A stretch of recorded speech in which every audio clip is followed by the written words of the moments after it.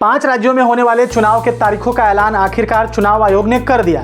पहला राज्य जैसे पश्चिम बंगाल, दूसरा असम और तीसरा केरल, चौथा तमिलनाडु और पांचवा पुडुचेरी। लेकिन सबसे ज्यादा जिस राज्य की चर्चा है वो राज्य है पश्चिम बंगाल, क्योंकि पश्चिम बंगाल में इस बार एक बड़ी लड़ाई होने जा रही है, एक बड़ा टक्कर होने जा रहा है, जो टक्कर सीधा और सीधा दीदी और प्रधानमंत्री मोदी के बीच में होने वाला है। बीजेपी इस बार चाहेगी कि किसी भी कीमत पर पश्चिम बंगाल के सत्ता को बदल दिया जाए, क्योंकि जिस तरीके से एसआईआर पश्चिम बंगाल में हुआ, स्पेशल इंटेंसिव रिवीजन हुआ, उसके बाद कुछ लोग कह रहे हैं कि पश्चिम बंगाल में भाजपा को इसके वजह से जबरदस्त फायदा मिल सकता है। हम आपको बता दें कि टीएमसी शुरू से ही एसआईआर के खिलाफ रहा है, एसआईआर के विरुद्ध में बात किया है और टीएमसी ने कहा है कि एसआईआर हमारे वोटरों के नाम काटने के लिए किए जा रहे हैं।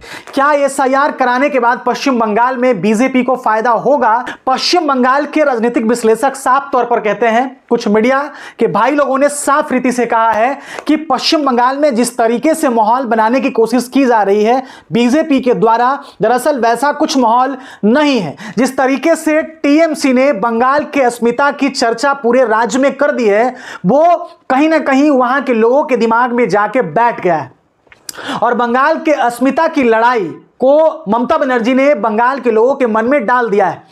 बंगाल के कुछ राजनीतिक विश्लेषक ये मानते हैं कि बीजेपी एक बार फिर से टीएमसी को पश्चिम बंगाल में जोरदार टक्कर दे सकती है, लेकिन इस बार सत्ता में आना मुश्किल है।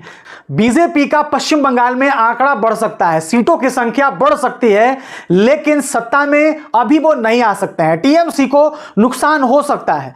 ममता बनर्जी एक बार फिर से पश्चिम बंगाल में जोरदार मुकाबला करने वाली हैं, जोरदार वापसी करने वाली है। पश्चिम बंगाल में लेफ्ट अभी भी लड़ाई से बाहर है, नेशनल कांग्रेस अभी भी लड़ाई से बाहर है। पश्चिम बंगाल में सीधा सीधा मुकाबला ममता बनर्जी और प्रधानमंत्री मोदी के बीच में होने वाला है। राजनीतिक विश्लेषक कहते हैं कि पश्चिम बंगाल का चुनाव दरअसल मौ पे जाकर के टिक गया है। मौ का मतलब होता है मछली, म से होता है मटन और म से होता है मंदिर और म से होता है मस्जिद और म से ममता बनर्जी और म से मोदी, यानी कि पश्चिम बंगाल का चुनाव मौ पर जाकर के टिक चुका है और यही तमाम मुद्दों पर पश्चिम बंगाल में एक बार फिर से चुनाव होने वाले हैं। अब देखना इंटरेस्टिंग यह होता है कि दीदी को क्या प्रधानमंत्री मोदी पश्चिम बंगाल के जमीन पर जाकर के पछाड़ पाएंगे या बीजेपी को एक बार फिर से वहां से हार कर वापस लौटना होगा, क्योंकि पश्चिम बंगाल में एक क्लब सिस्टम है। हर टोले में, हर गांव में, हर कस्बों में, हर शहरों में